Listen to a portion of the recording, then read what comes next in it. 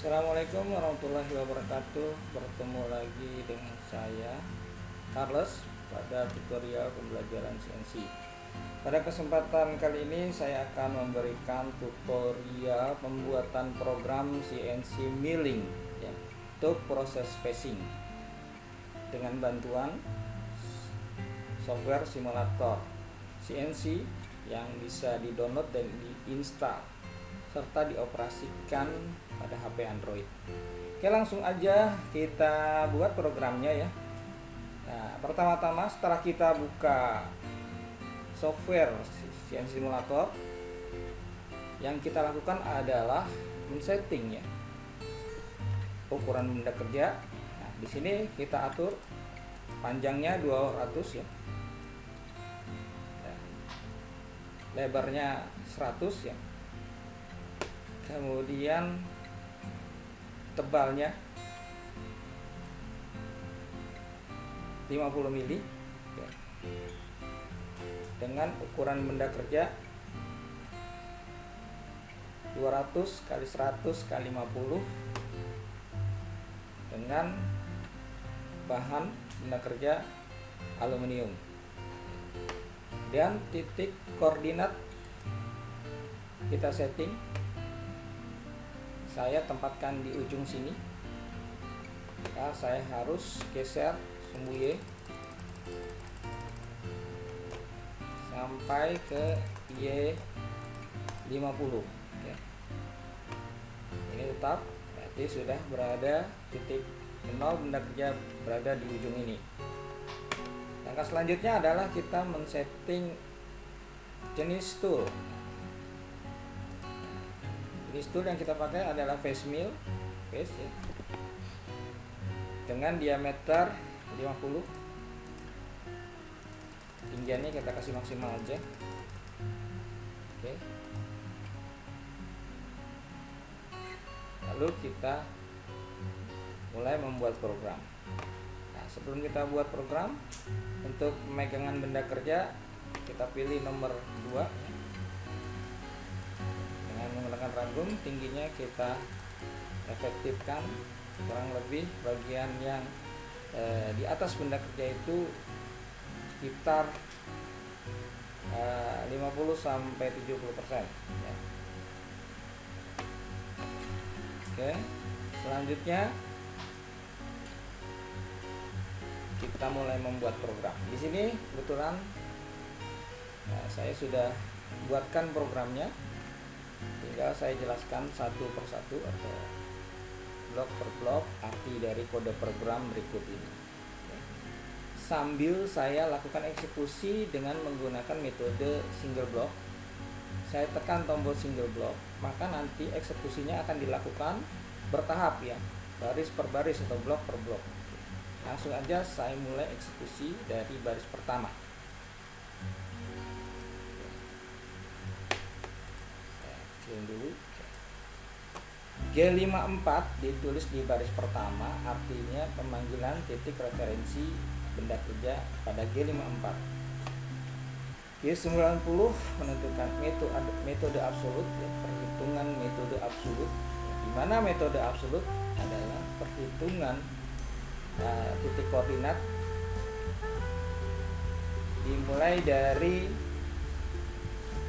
titik 0 atau selalu dimulai dari titik 0 absolut benda kerja. Kemudian G94 ini adalah penentuan satuan feeding dalam milimeter per menit. Oke. Kemudian pada baris kedua saya tulis M6 untuk memanggil pisau ya. Jadi pisau diambil, memanggil pisau T1 ya. Kemudian blok berikutnya atau baris berikutnya adalah memutar pisau ya, searah jarum jam dengan kecepatan 2000 rpm. Oke. Berikutnya adalah menempatkan pisau pada titik X dan Y0 pada titik yang aman, di mana ketika pisau turun ke bawah itu tidak langsung mengenai benda kerja. Nah, perhitungan X min 30 ini saya dapat dari setengah diameter pisau atau tools, yaitu 25, karena diameternya ini 50, maka setengahnya 25 ditambah kurang lebih 5 mili ya, jadi 30. X min 30 dia tetap 0. Selanjutnya adalah memanggil kompensasi tinggi pahat di 43H1, kemudian menurunkan pisau dengan cepat ke titik Z5 atau 5 mili di atas benda kerja. Ya, biasanya kita anggap ini sebagai titik aman. Ya. Kemudian kita mulai menurunkan pisau secara perlahan dengan menggunakan perintah G1, ya, di mana G1 ini adalah kode perintah untuk menggerakkan pisau lurus tanpa menyayat, yang dikontrol dengan feeding, ya, dengan kecepatan pemakanannya. Di sini saya gunakan 150 mm per menit dan saya aktifkan coolant M8. Selanjutnya saya perintahkan pisau untuk bergerak ke arah sumbu X positif sejauh 260 mili dengan feeding 250 mm per menit. X 260 ini saya ambil atau saya hitung dari panjang total benda kerja 200 mili ditambah diameter pisau. Diameter pisau itu 50 mili, berarti 250 ditambah 2 kali 5 mili, berarti 10. 250 tambah 10 jadi 260. G91 saya gunakan sebagai metode perhitungan inkremental, ya, di mana inkremental ini adalah perhitungan koordinat yang selalu dimulai pada titik atau pada titik terakhir posisi pahat, ya, atau titik referensi nolnya selalu berubah tergantung pada posisi terakhir pahat. Saya eksekusi ke kanan sejauh 260 mili.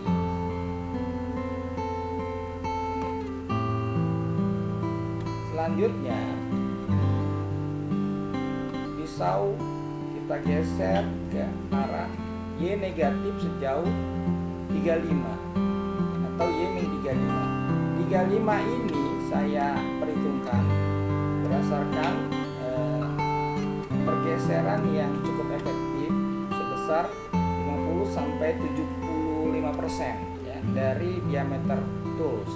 Nah, dalam ini saya gunakan 70% dikali 50, yaitu min 35. Jadi saya tulis Y min 35 ke Y negatif. Kemudian saya geser pisau ke kiri atau ke X negatif sejauh 260 mili lagi, ya.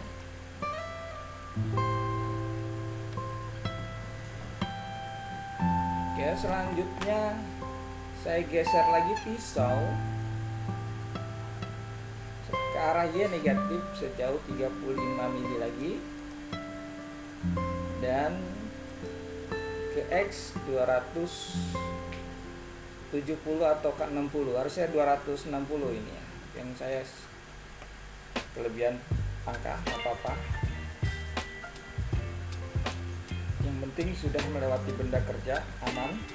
Selanjutnya ke Z5 ke atas. Oke. Selanjutnya kita tarik lagi pisau ke atas ke Z50 dengan kecepatan maksimal, ya. Lalu saya matikan coolant M9, kemudian matikan putaran spindle M5, dan terakhir mematikan atau menyelesaikan program M30. Baik, kalau seandainya kita lakukan eksekusi langsung tanpa bertahap, kita akan lihat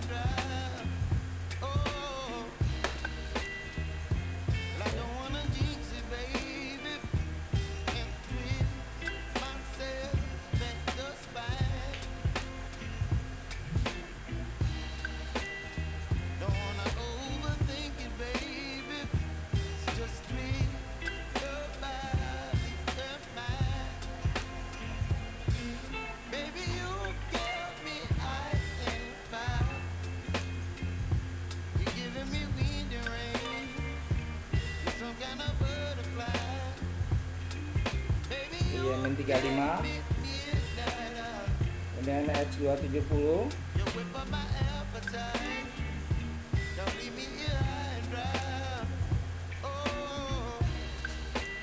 kemudian ke Z5 dan terakhir M30. Oke, baik, di sini perlu saya jelaskan sedikit ya. Berapa banyak pergeseran pisau yang dibutuhkan agar pemakanannya jumlah pemakanan atau penyayatannya tidak berlebihan atau tidak kurang, dimana permukaan benda kerja tersayat dengan sempurna, dihitung dengan cara ya, untuk pergeseran 35 mili, maka jumlah penyayatannya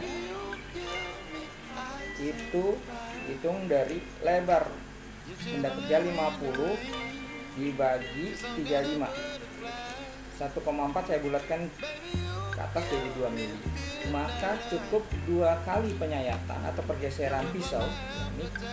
Ini YM35 2 kali, kemudian X260 juga 2 kali saja, maka proses penyayatan sudah terjadi secara sempurna.